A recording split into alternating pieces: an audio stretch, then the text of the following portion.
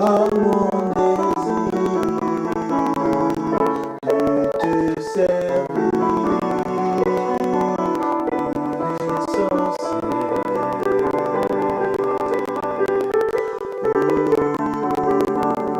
Vois ma passion de te servir, mon essentiel.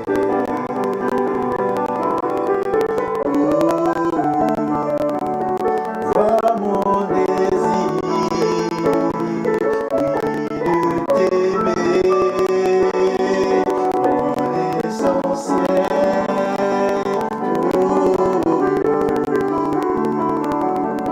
Autre sur toi, centré sur toi, centré sur toi, Jésus, centré sur toi, centré sur toi, centré sur toi, centre de toute chose, centre de toute chose. Je ne vois que toi, je ne vois que toi, Jésus. Au centre de toute chose, je ne vois que toi, je ne vois que toi, Jésus. Au centre de toute chose, je ne vois que toi, je ne vois que toi, au centre de ma vie, je ne vois que toi, je ne vois que toi,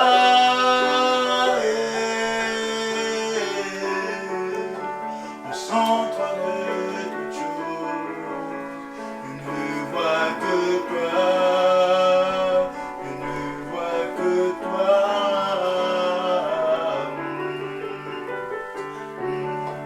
Au centre de toute chose, je ne vois que toi, je ne vois que toi, Yahweh. Au centre de toute chose, je ne vois que toi, je ne vois que toi.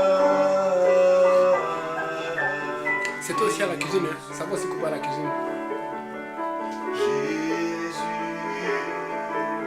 C'est tout. Jésus, Jésus.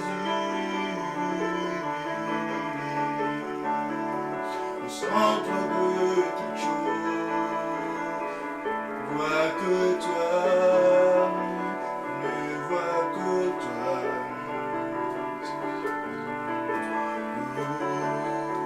Au centre de toute chose, je ne vois que toi, je ne vois que toi.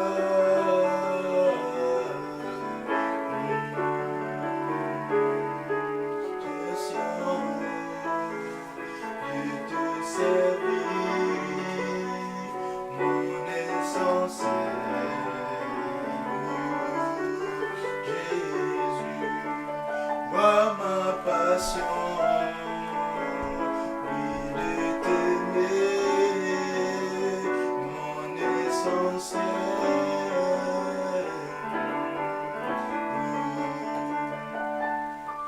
Mon désir, ma passion, mon essentiel.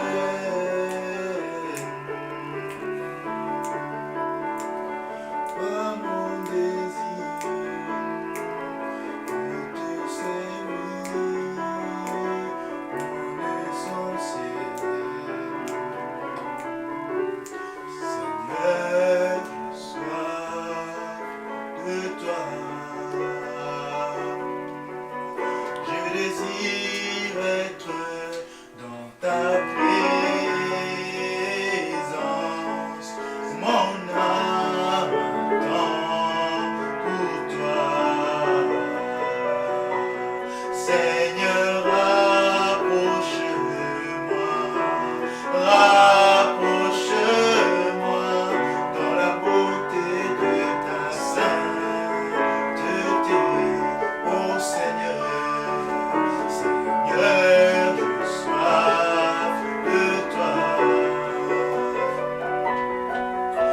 désire être dans ta présence, mon âme attend pour toi. Oh oui, Jésus, Jésus, rapproche-moi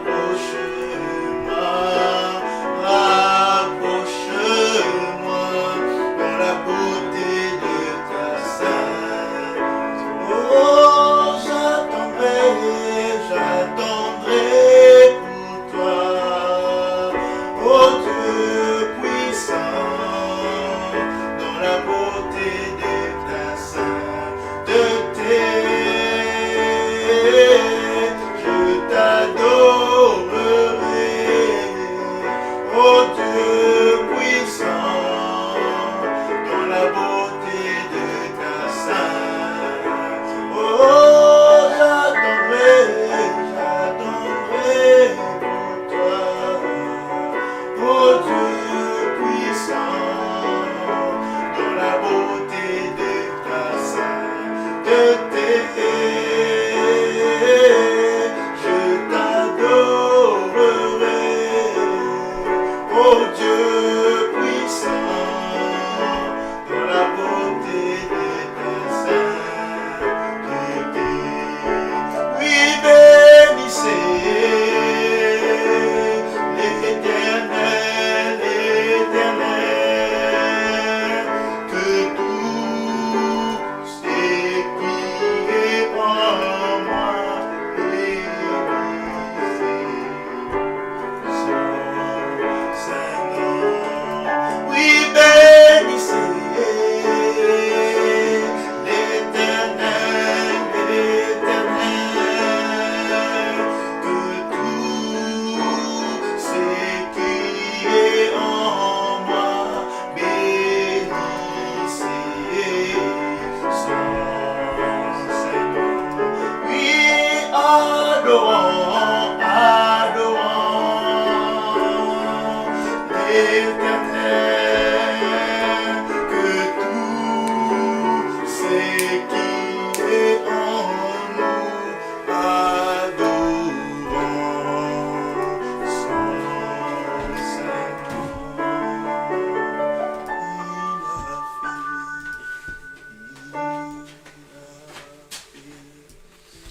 Bonjour mesdames et messieurs, vraiment désolé, vous savez c'est un sujet important et quand on parle de l'unicité de Dieu ou quand on parle de la révélation de Dieu et de la foi en Dieu, il y a toujours beaucoup d'opposition. Nous avons entendu un peu que les gens se reconnectent et nous vous remettons encore la vidéo. Juste vous dire, ceci est vraiment été hors de nos contrôles. C'est vrai que nous avons beaucoup d'appareils branchés, mais ce n'est pas la première fois que nous faisons un service avec beaucoup d'appareils branchés.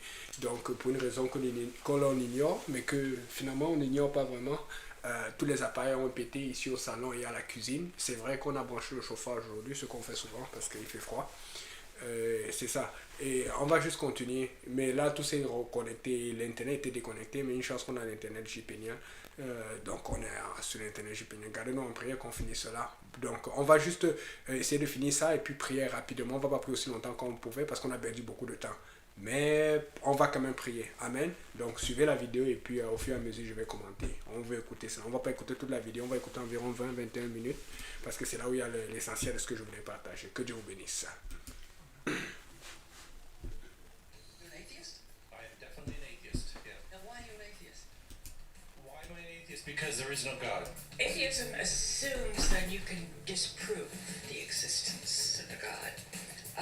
Agnostic is a more correct term, but I'm an atheist. Are you an atheist? Yeah. I am an atheist, yeah. I am, yes. I am. So you're not an atheist?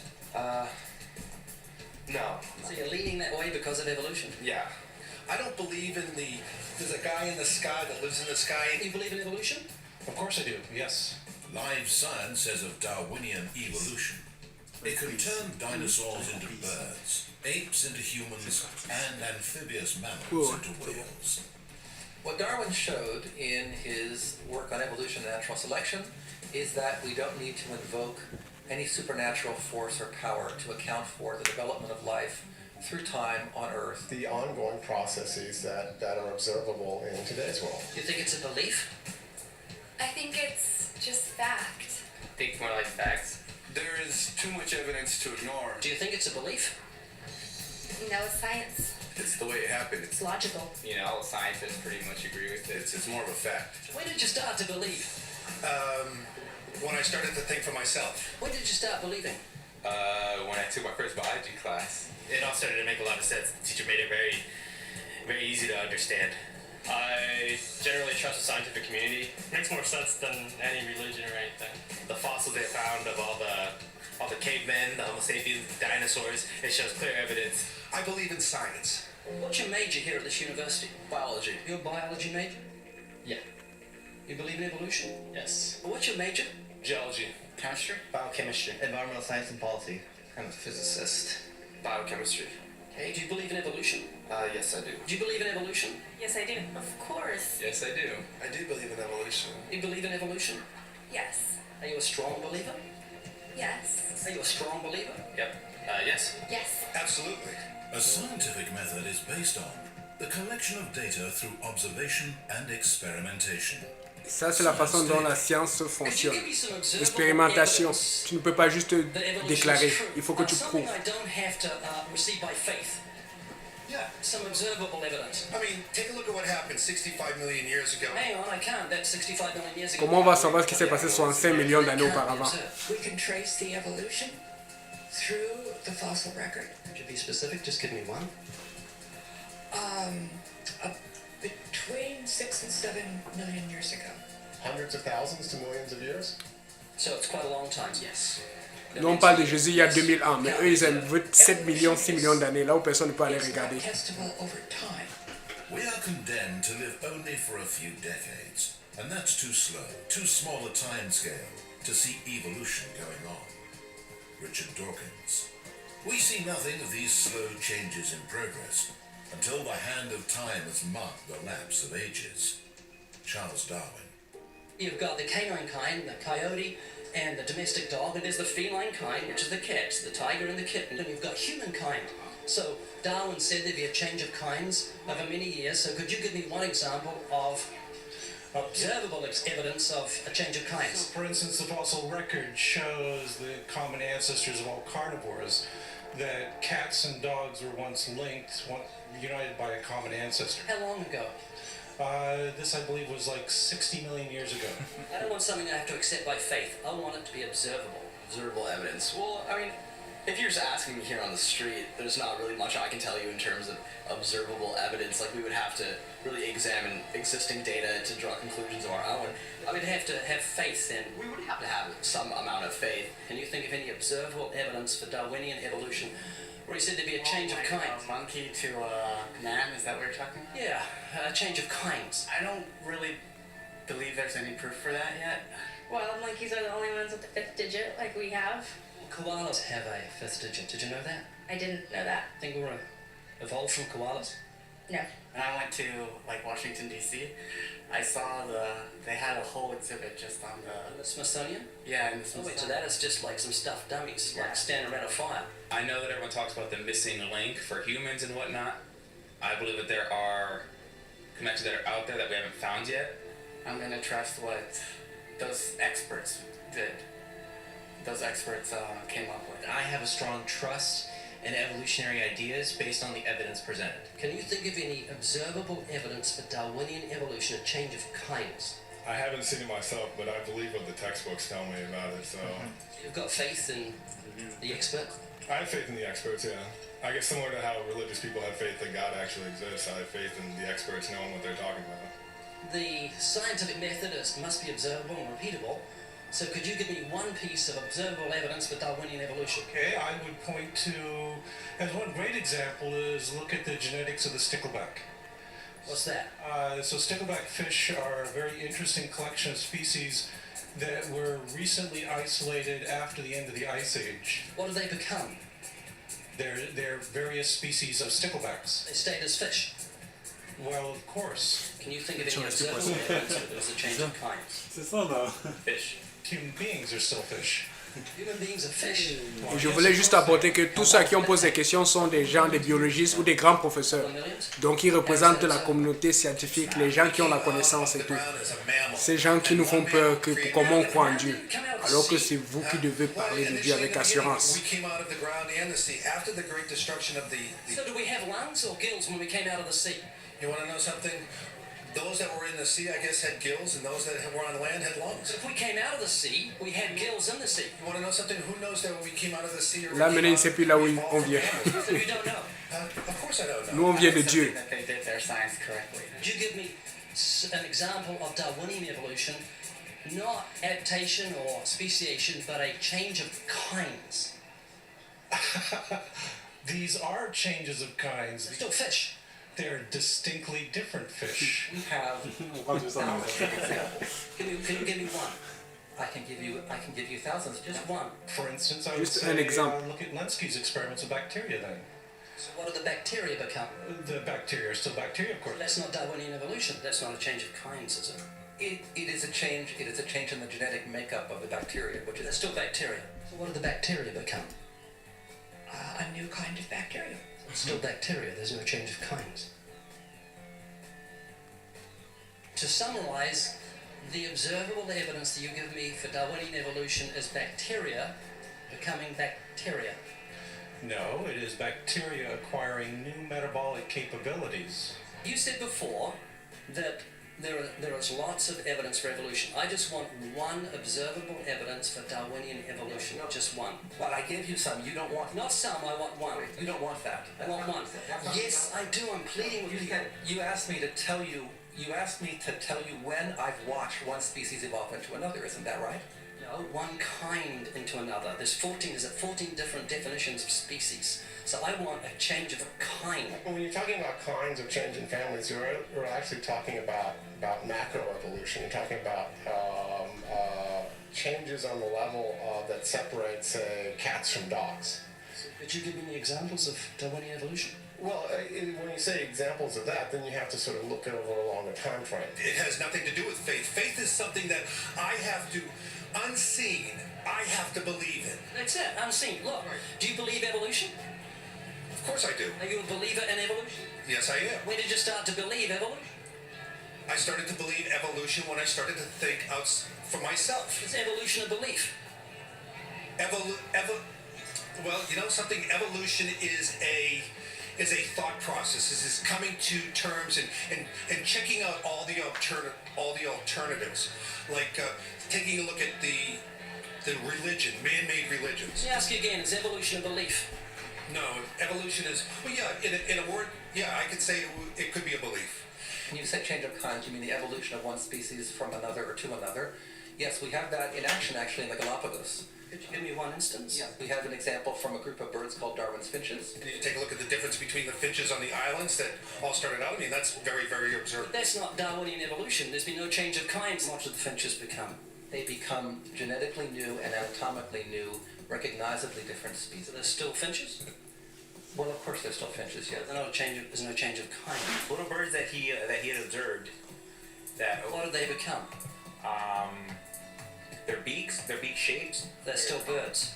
Yes. Parce que Darwin dit que nous sommes venus d'une certaine façon des animaux, donc changement du genre animal au genre humain. Mais dans toutes les expériences qu'il fait, il ne prouve rien où il y a un changement de genre pour pouvoir justifier ce qu'il dit par rapport à nous. Donc ça ne fait aucun sens, scientifiquement parlant. Mais pour nous, spirituellement parlant, ça ne fait déjà aucun sens. It's not Darwinian evolution. There's no change of kinds. There's no different animal involved. I want something that shows me Darwin's belief in a change of kinds is scientific. Darwin spoke of a change of kind. Can you think of any observable evidence for Darwinian evolution where there's a change of kind? Change of kind. Change of kind. I'm gonna have to think about that one a little longer. You give me anything that I can see, observe, and test, which is a scientific method. Il reste 10 minutes parce qu'on va pas finir la vidéo. Change of kinds. Donc suivez bien, ça devient intéressant. Test and observe.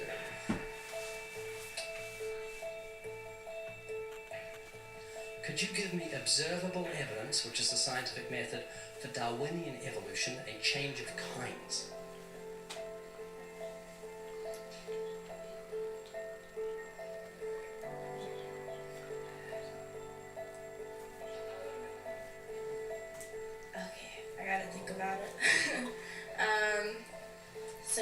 the evidence of it?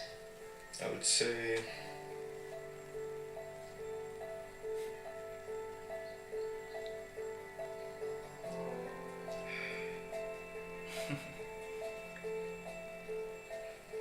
I cannot, I think.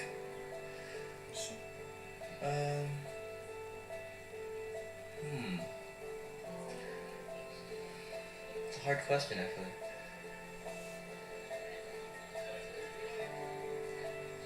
Monochromatic DNA.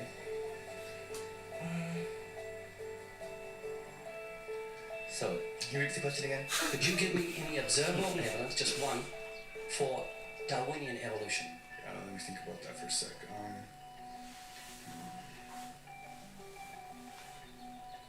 Observable evidence, something where we don't have to exercise faith. Something that can be observed, like the scientific process, observable. That's a good question. That one I'm not quite sure. So you can't think of any observable evidence for evolution? No. How do you know it's true? I'm not sure. So Darwinian evolution is not observable, it's not scientific. I guess so. So it's unscientific, you can't prove it. Scientific, actually, you could prove it. It could be proven just... Do it for me. That's hard. That's just too broad of a... Majeur en biologie. That's why you need millions of years. Yes, exactly. You're trusting the biology majors and the biology professors know what they're talking about, and they can't even give me evidence of a change of kinds. Well, then there isn't one. If they don't give it, then I wouldn't say there was. Yeah. I just go on what I've seen and what I've learned from What do you believe? Yeah. You know what that's called? What? Blind faith. Blind faith. Faith is the great cop-out, the great excuse to evade the need to think and evaluate evidence. Richard Dawkins. Do you believe in intelligent design? Of course not. Do you think everything is intelligently designed? No, I don't believe that things are intelligently designed. Okay, you seem like an intelligent person, so I'm going to ask you something. I'd like you to make me a rose, okay? How would you make a rose? I don't have the capabilities to do that. Hang on. No, it's not intelligently designed, so you should better put me up a rose real quick. Do you believe a rose is intelligently designed? Definitely not. In order for me to know what to make, I have to know what a rose is. Well, it's got a seed, so you've got to start with nothing and you've got to create a seed from nothing. Oh. Can you do that? No, I can't. Could you make a rose from nothing? No. Can't really make something from nothing. It's just basic, science. A rose from nothing? A rose. Just like, I can't, honestly. Why not? Me, I have no supernatural abilities. All the geniuses in the world can't make a grain of sand from nothing. We don't know where to start. I can't. Why not? I don't have millions, billions of years. That would be physically impossible. I mean, I would have to... That's not possible. So how could you say everything's not intelligently designed? Where does that leave you on the scale of intelligence if you say everything's not intelligently designed and you can't even make a rose? Why do you think there's no one teaching intelligent design at UCLA? Because they're not allowed to. We can teach anything we want. There's a reason intelligent design isn't taught in our learning institutions. According to physicists, La Bible dit que Dieu n'a pas créé ces choses de façon intelligente, que tout est explicable. Church-state watchdog group has had remarkable success in convincing many institutions, such as school boards and town councils, that they are breaking constitutional law when they sponsor sectarian activities. That includes intelligent design. When the authorities can't be convinced, Freedom from Religion Foundation sues, and it wins more often than not. There was nothing in the beginning, big explosion of nothing, it became something and then it came into a rose. And giraffes and horses and cows. I'm not saying that that's what happened. I'm just saying I don't know what happened. That's what scientists have theorized has happened, and we believe them. To a point. So you've got faith. That is true, yeah. Could you give me a definition of vestigials? How's that? Back up evolution. Vestigial is like, I'm not a biologist, so I'm kind of fuzzy here, but it's like a remaining organ that is not used. Like for instance, our appendix. Rabbits have huge appendix for digestion of grass. We still have a vestigial appendix. Or the appendix has no use? Which we can think of right now. Your coccyx bone, that was, many people regard that as the tail of the humans. The human tailbone is said to be vestigial. That is, it's an evolutionary leftover proving that we're related to primates. However, it's not a tailbone, It's the coccyx vertebrae. The tailbone derived its name because some people believe it's a leftover part from human evolution, though the notion that the tailbone serves no purpose is wrong. The coccyx is an extremely important source of attachment for tendons, ligaments, and muscles. Evolutionists also claim that the appendix is vestigial, but it's not. The appendix is actually part of the human immune system. According to Scientific American, for years the appendix was credited with very little physiological function. We now know, however, that the appendix serves an important role in the fetus and in young adults. Among adult humans, the appendix is now thought to be involved primarily in the immune functions. I would consider myself an atheist. Can you think of any famous atheists? I believe Neil deGrasse Tyson. Neil deGrasse Tyson said, "I can't agree to the claims by atheists that I'm one of that community." Can you name a few? Famous atheists. Apparently not. Start with Isaac Newton. Isaac Newton said, "The most beautiful system of the sun, planets and comets could only proceed from the counsel and dominion of an intelligent and powerful being." Can you think of any famous atheists? Yeah. No. A famous atheist. Yeah, a famous atheist. Yeah, my dad. Skeptics' websites often include examples of famous atheists and intellectual converts. But more often than not, the famous personalities cited are not actually atheists. This is a popular atheist poster on which are Ernest Hemingway, Abraham Lincoln, Carl Sagan, Mark Twain, Thomas Jefferson, Benjamin Franklin, Albert Einstein, and Charles Darwin, along with the words, "Atheism, good enough for these idiots." Clearly, atheism is for intellectuals. But one moment, Abraham Lincoln wasn't an atheist. He said, "I know that the Lord is always on the side of the right, but it's my constant anxiety and prayer that I and this nation should be on the Lord's side." Neither was Carl Sagan. He clearly stated, "I am an agnostic." Mark Twain hated religion, but he certainly wasn't an atheist, saying, "None of us can be as great as God, but any of us can be as good." Benjamin Franklin said, "God governs in the affairs of men." You'll find Thomas Edison listed on celebrity atheists, on positive atheism, and other atheist websites, but he wasn't an atheist. He said, "There is a great directing head of people and things, a supreme being who looks after the destinies of the world." Thomas Jefferson said, "Say nothing of my religion. It is known to myself and my God alone." Albert Einstein rejected the Bible as the Word of God and said that the Creator was unknowable and that God, being personal, was childlike. He lamented, "In view of such harmony in the cosmos, which I, with my limited human understanding, am able to recognize, there are yet people who say there is no God.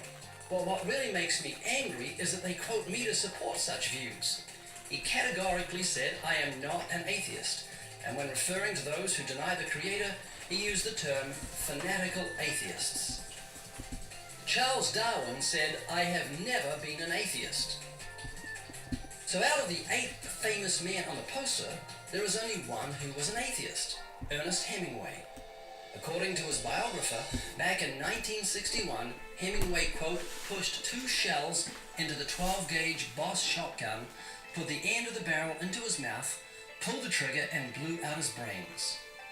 There's your poster boy when it comes to atheism. Keep in mind that even though some of these men claim to believe in God, it doesn't necessarily mean that they're believers in the one true Creator revealed in the Scriptures, or that they're genuine Christians.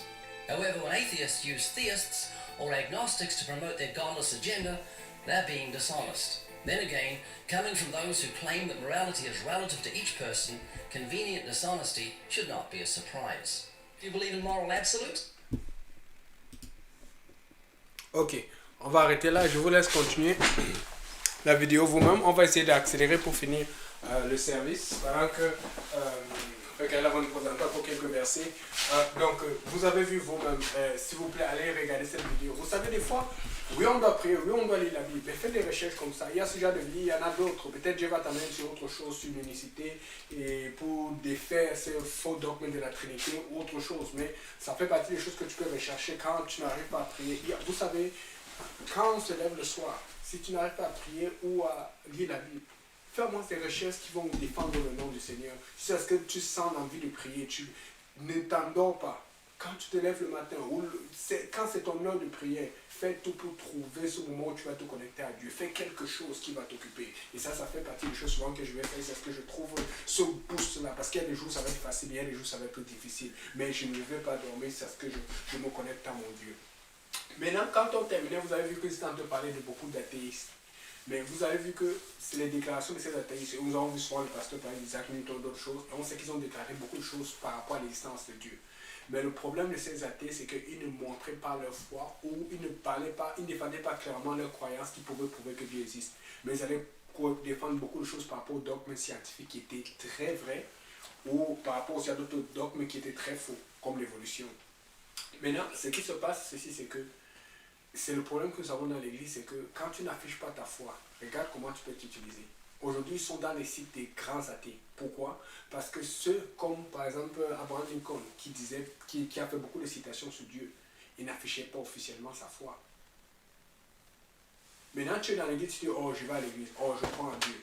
Mais tu vas voir que des fois, Dieu va te demander d'afficher vraiment ta foi pour être un exemple. Parce que la Bible dit que vous êtes la lumière du monde. Vous devez resplendir dans ce monde. Mais tu dois resplendir par tes œuvres qui montrent que Jésus-Christ agit en toi. Mais comment les gens vont le savoir? Regardez comment les athées ont été utilisés par des millions de personnes comme mauvais exemple. Je ne veux pas que quelqu'un regarde dans une autre église qui ne prêche pas la vérité. Quelqu'un regarde dans le monde et il commence à regarder à moi ou à toi. Il se dit que lui n'est pas trop zélé comme l'autre. Lui, ça va être ma référence. Je ne veux pas être la référence pour la mauvaise raison. Je veux être la référence pour la bonne raison. Les athées qui ne sont même pas athées sont maintenant dans les sites des athéistes, alors qu'il y en a beaucoup qui doivent même être sortis de là. Ils sont morts, ils ne savent pas, mais Dieu va leur dire au jour du jugement que beaucoup de gens ont reçu à refuser l'existence de Dieu parce qu'ils ont entendu leurs paroles scientifiques. Toi, est-ce qu'on peut entendre ta parole?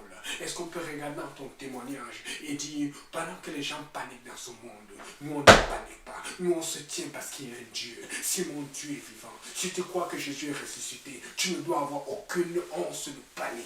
Si tu paniques, va en prière. Si tu paniques, rapproche-toi de Dieu pour qu'il te reconforte à nouveau.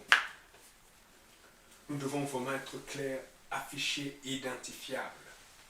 Et je dis ça parce que nous avons dans un temps, vous vous rappelez quand les masques ont commencé, on a commencé à dire à la STM, moi-même je me demandais est-ce qu'ils vont le faire.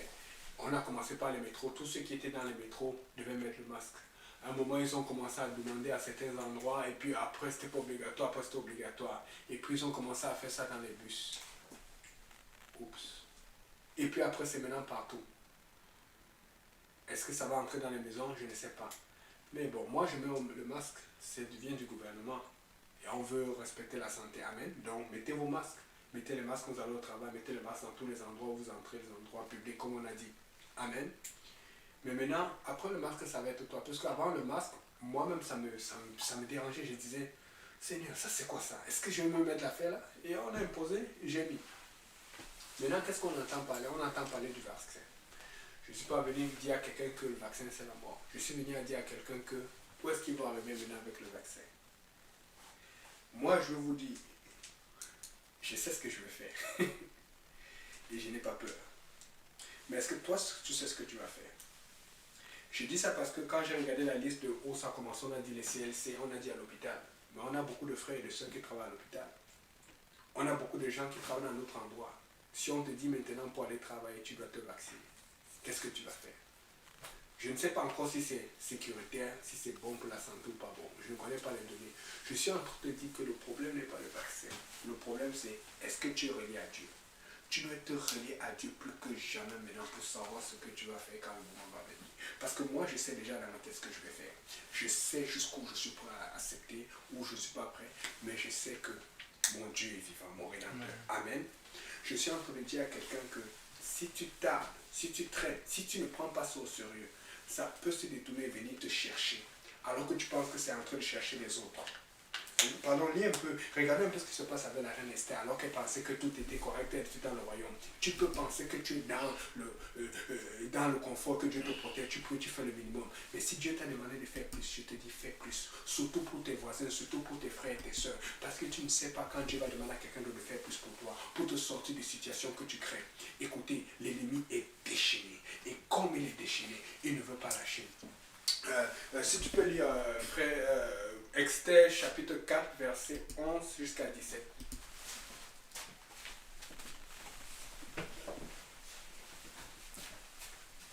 Alléluia. Esther chapitre 4, tu peux lire au voix. Tous les serviteurs du roi et le peuple de province du roi savent qu'il existe une loi portant peine de mort contre quiconque, homme ou femme, entre chez les rois dans la cour intérieure sans avoir été appelé. L'oncle d'Esther qui est venu la voir pour dire qu'on veut tuer les Juifs. Tu ne peux pas rester là-bas sans rien faire. Écoute, on veut faire quelque chose. L'ennemi veut faire quelque chose. Tu ne peux pas rester sans rien faire. Et regardez ce qui se passe. Continue.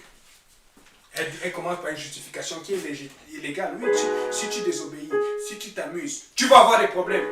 Si tu t'amuses, tu vas avoir des problèmes. On ne fait pas ça. Amen. Mais Mardochée nous dit qu'elle continue. Celui-là seul a la vie sauve, à qui le roi tend le sceptre d'or. Et moi, je n'ai point été appelé auprès du roi depuis 30 jours.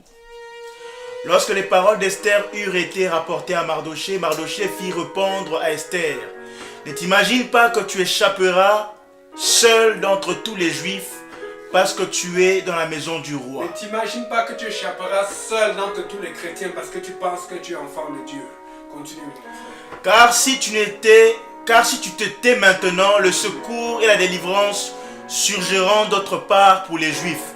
Et toi et la maison de ton père, vous périrez. Et qui sait si ce n'est pas pour de temps comme celui-ci que tu es parvenu à la royauté. Esther envoya dire à Mardochée: va, rassemble tous les Juifs qui se trouvent à Suse, et jeûnez pour moi sans manger ni boire pendant 3 jours, ni la nuit ni le jour. Moi aussi, je jeûnerai, de même avec mes servantes, puis j'entrerai chez le roi malgré la loi. Et si je dois périr, je périrai. Mardochée s'en alla et fit tout ce qu'Esther lui avait ordonné. Esther a compris qu'il fallait qu'elle bouge. Il faut que tu saches qu'aujourd'hui, la voix de Dieu est plus importante que la voix de l'homme. Mais à condition que tu saches écouter la voix de Dieu. À condition que tu saches écouter la voix de Dieu. Je suis en train de dire à quelqu'un, si tu fais partie de l'église, tu dois faire quelque chose. Et la première chose qu'elle a fait, parce qu'Esther avait peur, comme toi tu peux avoir peur aujourd'hui. Comme beaucoup de gens peuvent avoir peur, ce n'est pas un problème, mais c'est ce que tu fais dans la peur.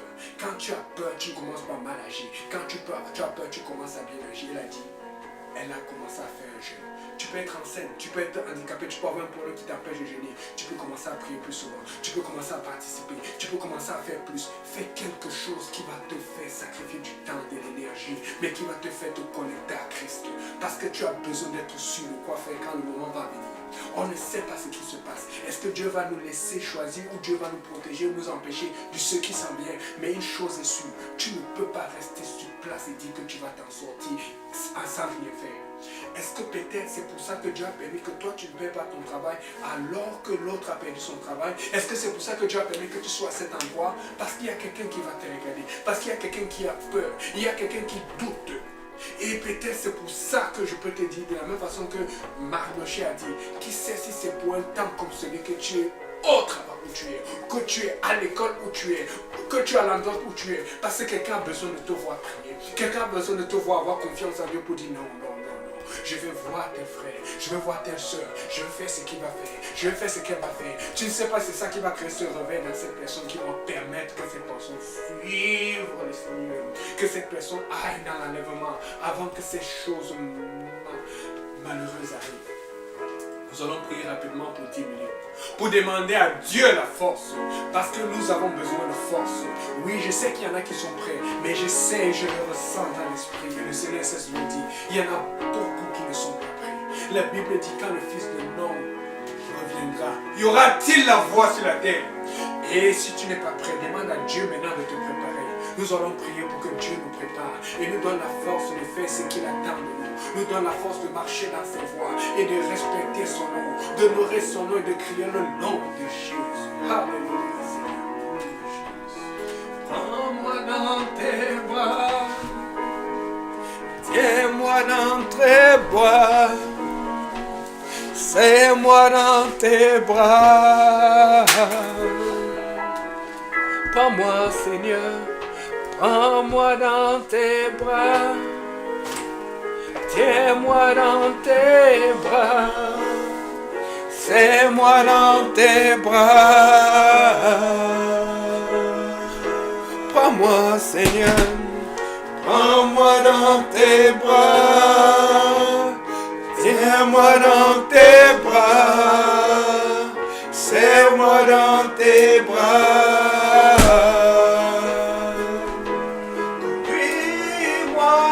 Conduis-moi, Seigneur, dans cet endroit secret où, seul dans ta présence, je serai transformé.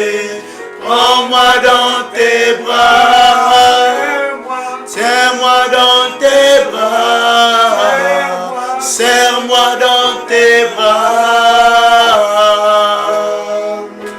Prends-moi, Seigneur, prends-moi dans tes bras, tiens-moi dans tes bras, serre-moi dans tes bras.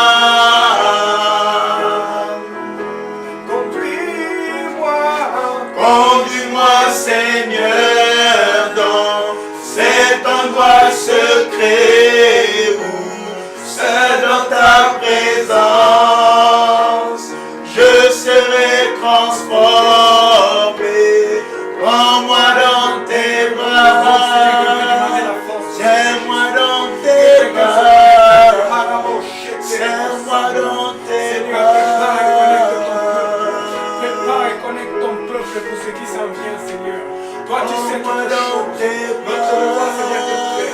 Notre devoir, c'est d'être habillé. Notre devoir, c'est d'être échauffé, d'être entraîné et d'attendre en étant prêt à réagir et de travailler, en étant prêt à tout changement. Nous voulons dans tes bras. Tiens-moi dans tes bras. Oh, serre-moi dans tes bras. À ton peuple la foi, à ton peuple la préparation, à ton peuple le Seigneur, à ton peuple de se tenir, à ton peuple de montrer l'exemple. Oh Seigneur, nous prions pour nos frères et sœurs dans les situations là où il y a de la pression, dans les situations où ils seront médiatisés. Nous voulons nous préparer pour faire ce que l'Éternel va demander, pour faire ce que l'Éternel va dire de faire, parce qu'il n'y a qu'un seul nom, le nom de Jésus, parce qu'il n'y a qu'un seul nom.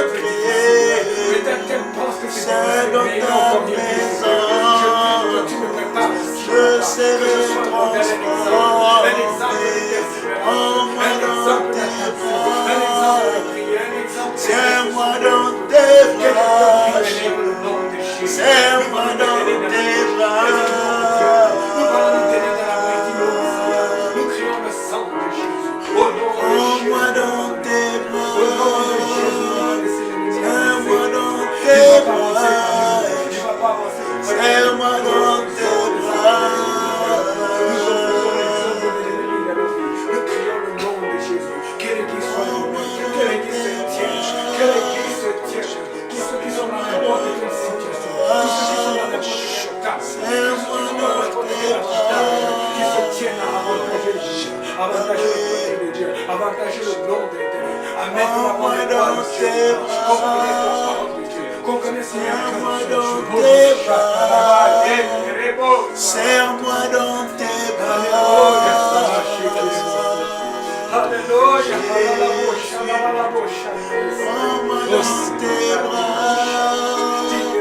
Serre-moi dans tes bras. Serre-moi dans tes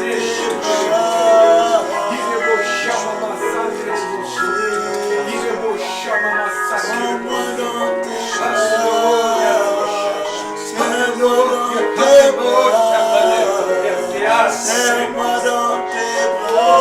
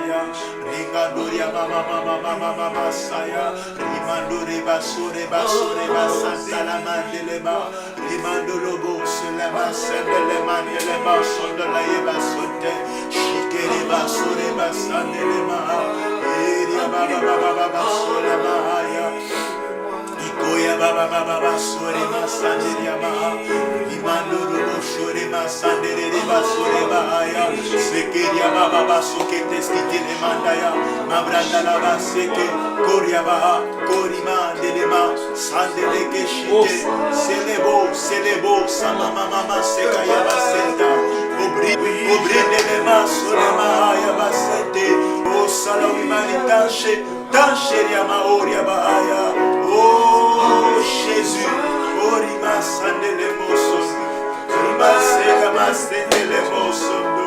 si tu nous soutiens pas, Seigneur, qui d'autre, papa, pourra nous soutenir? Si tu ne nous aides pas, Seigneur, papa, qui d'autre pourra nous aider? Si tu nous remplis pas, oh Dieu, qui d'autre pourra nous remplir, oh Jésus?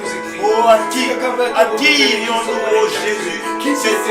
C'est toi qui remplis, c'est toi qui fortifie, c'est toi qui donne la force, la capacité de fuir le péché et dire non, Seigneur, à la compromission, de résister, Seigneur Jésus, et de marcher dans tes voies, oh Jésus, en ces temps difficiles, oh je veux dire en ces temps d'épreuves, oh Dieu, et ces épreuves encore qui vont s'élever davantage. Nous ne voulons pas te régner, nous voulons tenir ferme.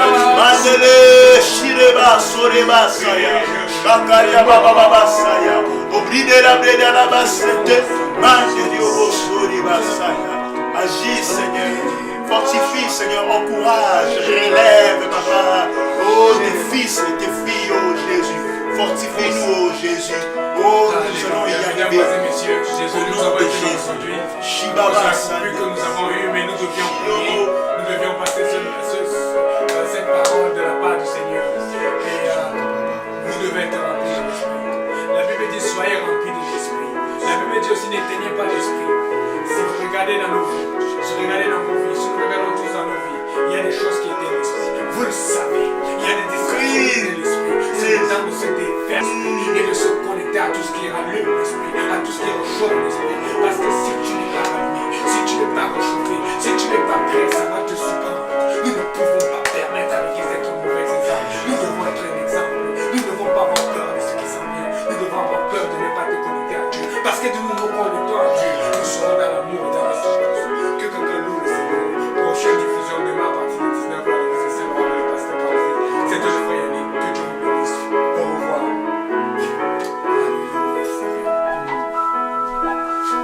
Toi seul est digne.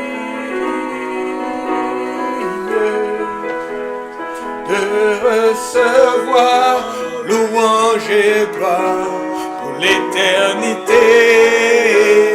Toi seul est digne